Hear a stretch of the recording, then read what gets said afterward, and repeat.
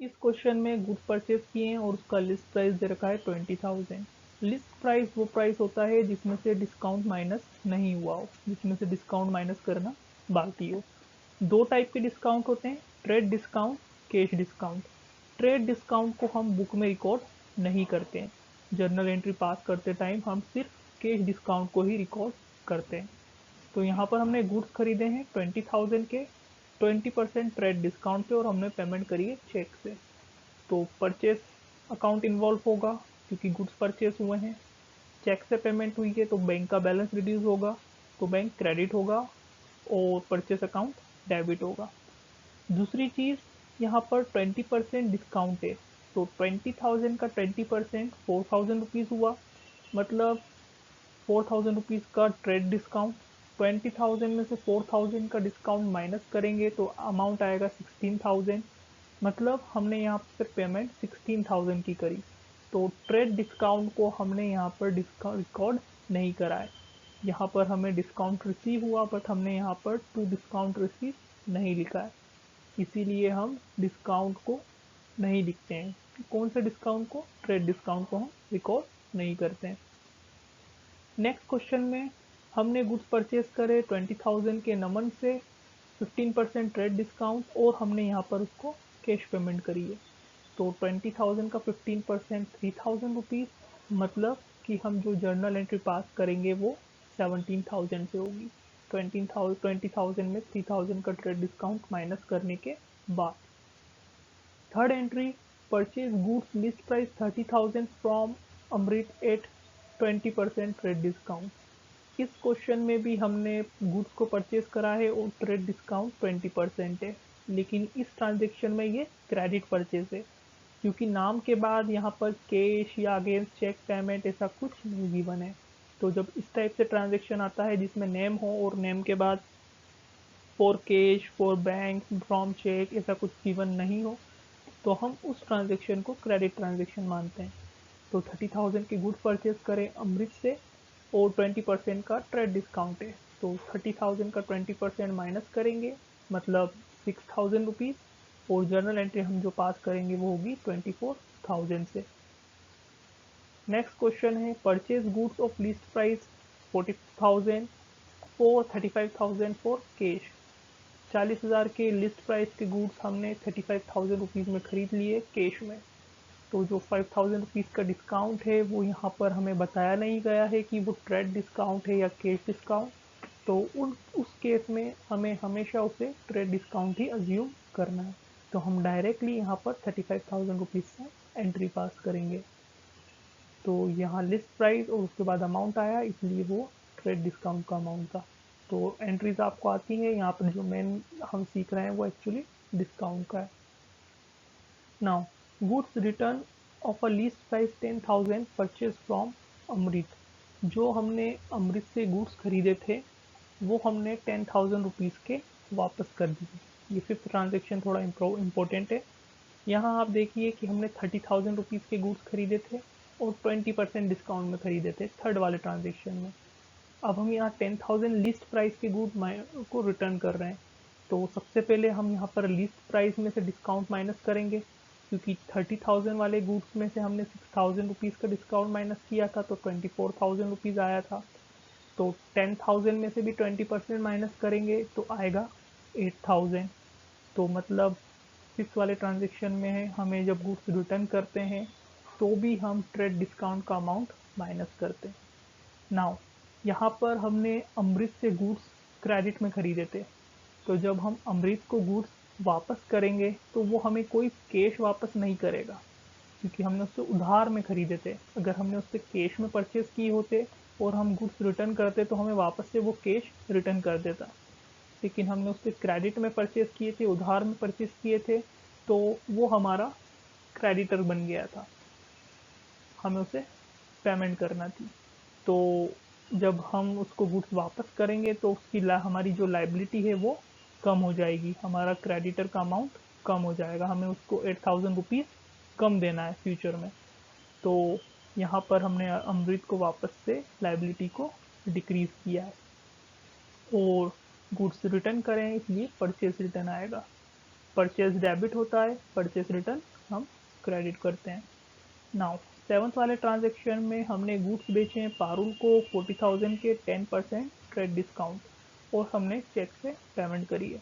तो 40,000 का 10% 4,000 रुपीज़ हम माइनस कर देंगे तो आंसर आएगा 36,000। हमें यहाँ पर जो एंट्री करना है वो 36,000 से करना है। हमने गुड्स को सेल किया है तो हम सेल्स अकाउंट को क्रेडिट करेंगे। पैसे हमें यहाँ पर चेक से मिल रहे हैं मतलब बैंक में पैसा आएगा तो हम बैंक अकाउंट को डेबिट करेंगे। फिर हमने अमन को गुड्स सेल किए हैं 30,000 के 10% डिस्काउंट पर और कैश में। तो यहाँ पर 30,000 का 10% 3,000 माइनस करेंगे ट्रेड डिस्काउंट और जो एंट्री होगी वो 27,000 रुपीज़ की होगी। और अमन को बेचे हैं गुड्स और यहाँ कैश लिखा है मतलब कैश हमें रिसीव हो चुका है तो हम cash account debit to self entry करेंगे। यहाँ पे हमने पवन को गुड्स बेचे हैं 20,000 रुपीज़ में और 10% ट्रेड डिस्काउंट है तो 2,000 रुपीज़ माइनस हो जाएंगे। जर्नल एंट्री हम 18,000 रुपीज़ से पास करेंगे। ये भी क्रेडिट ट्रांजेक्शन है, हमने क्रेडिट में गुड्स सेल किए हैं पवन को तो जर्नल एंट्री पास होगी पवन टू सेल्स 18,000 रुपीज़। इस ट्रांजेक्शन में हमने यामिनी को गुड्स सेल किए हैं 25,000 रुपीज़ के गुड्स 23,000 में मतलब 2,000 रुपीज़ का ट्रेड डिस्काउंट है और ये भी क्रेडिट सेल है तो यहाँ जर्नल एंट्री पास होगी यामिनी टू सेल्स 23,000 रुपीज़। इसमें हमने 10,000 रुपीज़ के goods at cost plus 20% less 10% trade discount मतलब 10,000 में 20% हमें कॉस्ट में प्लस करना है, फिर जो अमाउंट आएगा उसमें 10% माइनस करना है ट्रेड डिस्काउंट। और भूपेश को हमने क्रेडिट सेल की है क्योंकि यहाँ पे कैश और बैंक कुछ नहीं है तो उसको हम यहाँ पे कैलकुलेट कर सकते हैं। 10,000 में 20% प्लस फिर 10% माइनस तो वो होगा 10,800 जिससे कि आप यहाँ पे इसमें देख सकते हो। तो ये एंट्री हम पास करेंगे। Bhupesh account debited to sales. यहाँ पे हमने गुड्स जो हैं वो भूपेश को बेचे हैं तो भूपेश टू सेल्स 10,800 रुपीज़। फिर हमने गुड्स परचेज करे 50,000 के जिसमें से 15% ट्रेड डिस्काउंट माइनस है और सॉरी हमने गुड्स सेल किए जो हमने 50,000 रुपीज़ के परचेज किए थे जिसमें 15% ट्रेड डिस्काउंट माइनस है और 25% उसको प्रॉफिट में बेचे हैं। फिर 10% का ट्रेड डिस्काउंट माइनस है और चेक से बेचे। तो जर्नल एंट्री तो bank account debited to sales हो जाएगी। अब अमाउंट का कैलकुलेशन तो 50,000 में सबसे पहले हम 15% का ट्रेड डिस्काउंट माइनस करेंगे तो ये अमाउंट आएगा। फिर हम उसको में 25% अपना प्रॉफिट जो है वो ऐड करके 10% का ट्रेड डिस्काउंट फिर माइनस करेंगे तो 25% प्लस करके 10% का जब ट्रेड डिस्काउंट माइनस करेंगे तो आंसर आएगा 47,812.50 तो हम उसको 47,812 लिख देंगे। ये हमने चेक से पेमेंट रिसीव हुई है हमें तो bank account debited to sales हम यहाँ पे जर्नल एंट्री करने वाले हैं। Now Aman return a goods of list price 10,000 sold to at him 10% trade discount. Aman को जो हमने गुड्स बेचे थे वो उसने हमें वापस कर दिए जो 10% ट्रेड डिस्काउंट पे हमने उसको बेचे थे। तो 10,000 का 10% ट्रेड डिस्काउंट माइनस करेंगे तो अमाउंट आएगा 9,000। अमन को जो गुड्स हमने बेचे थे वो क्रेडिट में बेचे थे तो जब हमें अमन गुड्स वापस करेगा तो हम उसको कोई कैश रिटर्न नहीं करेंगे। अमन जो था हमारा डेटर बन गया था जब हमने उसको गुड्स सेल किए थे तो जब हम उस गुड्स वो हमें वापस देगा तो हम उसको अपने डेटर में से हटा देंगे तो एक असेट डिक्रीज होगा इसीलिए हमने अमन को क्रेडिट किया है। सेल्स को हम क्रेडिट करते हैं बीइंग अ रिवेन्यू लेकिन जब वो सेल वापस हमें गुड्स रिटर्न हो जाए तो वो सेल्स रिटर्न होता है और एक टाइप का हमारे लिए लॉस है तो उसको हम डेबिट करते हैं। नाउ इस क्वेश्चन में हमने कैश रिसीव करा है 20,000 रुपीज़ का और डिस्काउंट अलाउ किया है 500 रुपीज़ का तो ये यहाँ पर कैश डिस्काउंट है।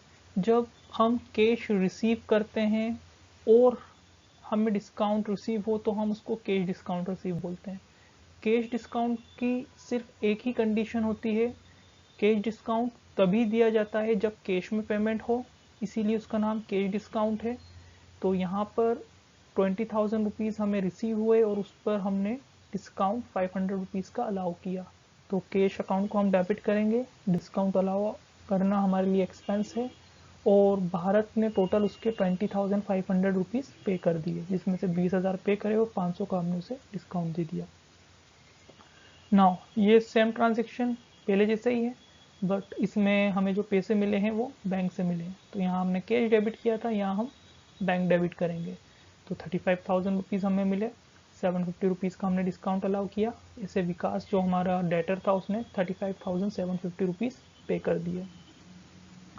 नाउ 38,000 रुपीज़ हमें मिले हैं 40,000 रुपीज़ के सेटलमेंट में। मतलब अखिल एक पर्सन है, उसने 38,000 रुपीज़ दे के उसका जो अकाउंट था 40,000 रुपीज़ का वो सेटल कर दिया। तो ये भी एक टाइप का कैश डिस्काउंट का ही ट्रांजेक्शन है। तो हमें 38,000 रुपीज़ रिसीव हुए, तो हम यहाँ पे 38,000 रुपीज़ को डेबिट करेंगे। डिस्काउंट जो है वो 2,000 रुपीज़ का है और टोटल वकील ने 40,000 रुपीज़ पे कर दिए। नाउ यहाँ पे 50,000 रुपीज़ हमें चेक से मिले against a due of 60,000 rupees. इस लाइन का मतलब ये नहीं है कि यहाँ पर हमने उसको 10,000 रुपीज़ का डिस्काउंट अलाउ कर दिया है। यहाँ पर उसके अकाउंट को सेटल करने की बात नहीं है जैसे थर्ड वाले ट्रांजेक्शन में थी। यहाँ पर डिस्काउंट अलाउ उसको करा ऐसा नहीं बोला है। यहाँ पर इस ट्रांजेक्शन का मतलब सिंपली इतना है कि अमृत को 60,000 रुपीज़ देना है, उसने 50,000 रुपीज़ दे दिए, मतलब 10,000 रुपीज़ अभी भी बाकी हैं, वो फ्यूचर में देगा। तो यहाँ पर ट्रांजेक्शन्स को पढ़ के इनकी अंडरस्टैंडिंग होना बहुत क्लियर है। अगर आप इसको मिसअंडरस्टूड करते हो कि 50,000 रुपीज़ पे कर दिए, 10,000 रुपीज़ का डिस्काउंट है, तो वो गलत है। यहाँ पर सिंपल इतना लिखा है कि उसकी ड्यू जो है वो 60,000 की है, जिसके अगेंस्ट उसने सिर्फ 50,000 रुपीज़ चेक से पे किए हैं। रिमेनिंग 10,000 रुपीज़ क्या है उसके बारे में कुछ नहीं लिखा है कि वो डिस्काउंट है, मतलब वो 10,000 रुपये भी देना बाकी है। सिर्फ उसने यहाँ पे आउट ऑफ 60-50 की पेमेंट कर दी और चेक से पेमेंट करी, इसीलिए bank account debit to Amrit journal entry आएगी। फिर फिफ्थ वाले ट्रांजेक्शन में हमने सुरेश को 40,000 रुपीज़ पे किए, जिसमें से 2% का हमें डिस्काउंट मिला। हमें उसे कैश पे करना था, पेड कैश 40,000 टू सुरेश, और उसमें से 2% का हमें डिस्काउंट मिल गया। मतलब 40,000 में से 2% का हमें डिस्काउंट मिला है, तो 800 रुपीज़ का हमें डिस्काउंट मिला। टोटल हमने पे किए 39,200 रुपीज़। सिक्स ट्रांजेक्शन में चेक से पेमेंट करी है मेहर को और 26,000 रुपीज़ की ड्यू सेटल कर दी। यहाँ पे पेमेंट है वापस से, इसका मतलब ये कैश डिस्काउंट है, इसको हम बुक में रिकॉर्ड करेंगे। तो मेहर एक क्रेडिटर था, लाइबिलिटी थी, वो डिक्रीज़ हुई, उसको डेबिट करेंगे। चेक से पेमेंट हुई तो हमारा बैंक बैलेंस जो है वो 25,000 रुपीज़ से कम हो जाएगा, तो यहाँ हम टू बैंक करेंगे। और हमने डिस्काउंट रिसीव किया, 1,000 रुपीज़ कम पे की, तो डिस्काउंट रिसीव को हम क्रेडिट करते हैं क्योंकि वो रिवेन्यू है और रिवेन्यू इंक्रीज हुआ। सेवन्थ ट्रांजेक्शन में 25,000 रुपीज़ की पेमेंट हुई योगेश को चेक से, तो योगेश एक लाइबिलिटी डिक्रीज हो जाएगी, उसको डेबिट करेंगे, और बैंक बैलेंस हमारा डिक्रीज होगा, उसको हम क्रेडिट करेंगे। एट्थ ट्रांजेक्शन में हमने गुड्स परचेज करे 1 लाख रुपीज़ के और हमें 3% का डिस्काउंट मिला, और हमने यहाँ पेमेंट करी है, लेकिन ये सिर्फ परचेज की एंट्री है। तो जब हम गुड्स परचेज करते हैं और हमें जब डिस्काउंट मिले तो वो ट्रेड डिस्काउंट होता है। यहाँ पे स्पेसिफिकली लिखा नहीं है कि ये पेमेंट कैश डिस्काउंट है। जैसे कि इसमें पेमेंट की एंट्री थी तो यहाँ पे श्योरिटी थी कि ये कैश डिस्काउंट होगा, लेकिन यहाँ पर पेमेंट हुई है, लेकिन फिर भी उसको हम ट्रेड डिस्काउंट कंसीडर करेंगे, क्योंकि जब भी गुड्स परचेस या सेल होते हैं तो पहले ट्रेड डिस्काउंट चार्ज होता है, फिर कैश डिस्काउंट चार्ज होता है। अगर ये एंट्री सिर्फ पेमेंट की एंट्री होती तो इसको हम कैश डिस्काउंट मानते, तो ये ट्रेड डिस्काउंट है, तो ये बुक में रिकॉर्ड नहीं होगा।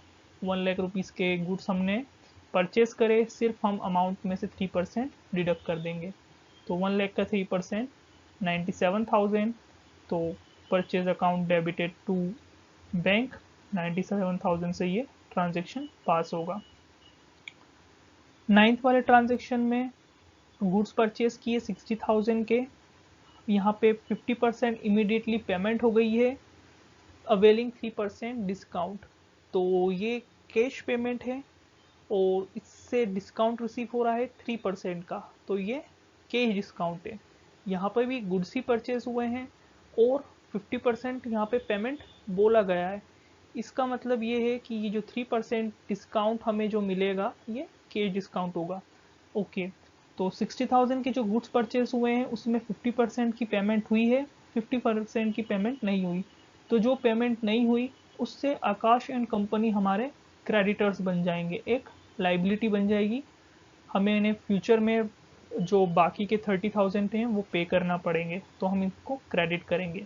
गुड्स हमने परचेज करें टोटल 60,000 के, तो 60,000 को हम डेबिट करेंगे। नाउ 30 की हमने पेमेंट नहीं की तो वो क्रेडिटर बन गए। रिमेनिंग 30 की हम पेमेंट कर रहे हैं, तो रिमेनिंग 30 की जो हम पेमेंट कर रहे हैं हम उस पर हमें 3% डिस्काउंट मिल रहा है, उसी को हम कैश डिस्काउंट बोलते हैं, जो हमें कैश पेमेंट में मिलता है, पेमेंट करने पर मिलता है। 30,000 का 3% 900, तो 900 रुपीज़ का हमें डिस्काउंट रिसीव हुआ। 29,100 रुपीज़ हमने पे कर दिए। तो 60,000 के गुड्स खरीदे, हाफ अमाउंट हमने जो है वो बाकी कर लिया, मतलब वो पर्सन हमारा क्रेडिटर हो गया। हाफ की हमने पेमेंट करी 29,100 की, और 900 रुपीज़ का हमें डिस्काउंट रिसीव हुआ।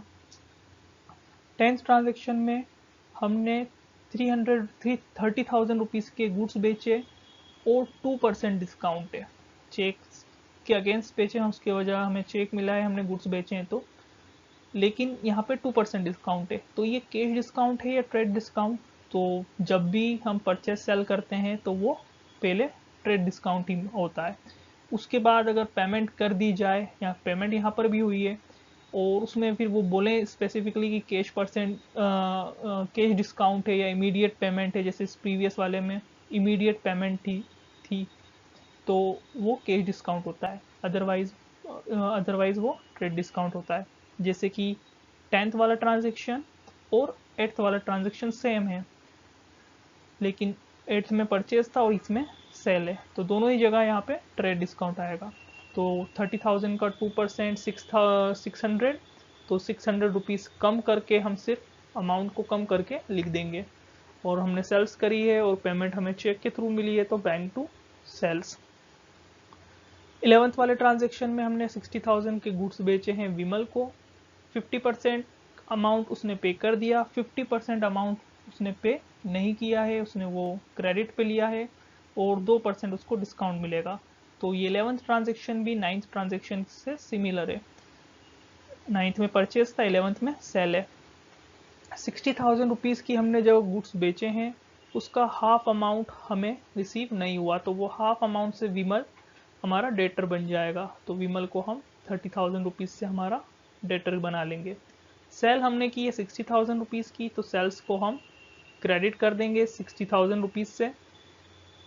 50% अमाउंट हम रिसीव करेंगे, तो 60 में का 50% हुआ 30,000 हम यहाँ पे रिसीव करेंगे कैश में, लेकिन उस पर हमें 2% उसको डिस्काउंट देना है, तो 30,000 का 2% हुआ 600 रुपीज़, तो हमें रिसीव होंगे 29,400 रुपीज़। हमने यहाँ पे डिस्काउंट अलाउ किया 600 रुपीज़ का।